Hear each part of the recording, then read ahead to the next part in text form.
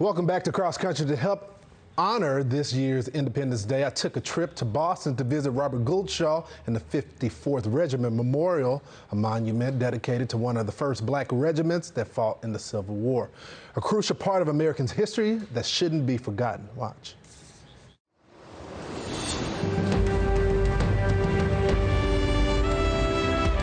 So we're getting ready to celebrate the 4th of July, and we're looking at a part of American history right here.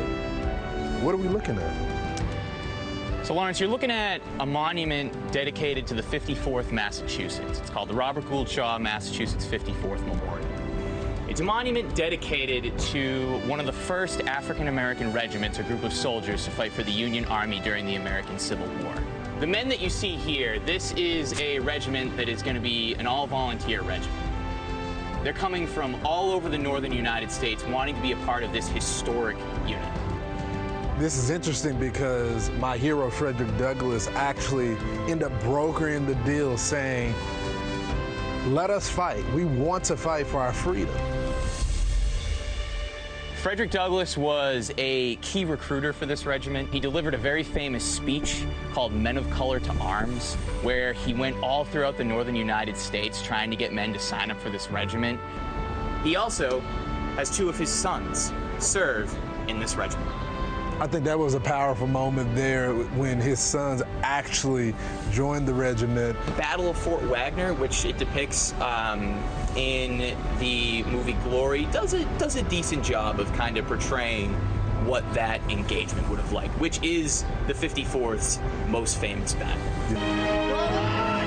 The Battle of Fort Wagner. It takes place in Charleston, South Carolina. Right outside of the harbor. It's a fort that's very well defended, surrounded by water, swamp, and sand. You can only get at it by this narrow strip of beach. July 18th, 1863, the men of the 54th volunteer to lead the charge into Wagner. And again, keep in mind, they're not being paid for this. Right. They're boycotting pay. They lead this charge knowing that they're going to suffer heavy casualties. Yeah. Which they do. They suffer almost 50% casualties attacking this fort. But one man who's involved in that assault is a man by the name of Sergeant William Carney. He's from New Bedford, Massachusetts. He's likely a freedom seeker, someone who escaped from enslavement, settled in New Bedford. During the Battle of Fort Wagner, he notices the man who's carrying the flag of the regiment, the color bearer, that man is killed. Carney puts his own personal safety aside, runs into a hail of gunfire, retrieves the flag. He's shot multiple times. But he makes it back to his men. They're shocked he's alive, shocked even further when he pulls out the flag, tells his men, boys, I did my duty. I did not let the dear old flag touch the ground. It's so beautiful because they believed in the ideal of America. Yeah. And even though we weren't living up to it, they still were willing to fight to make sure that we got to that moment. So tell me, why this location? Why did we pick this place to honor these soldiers? Because there's a lot of people that don't even know about these soldiers. Yeah.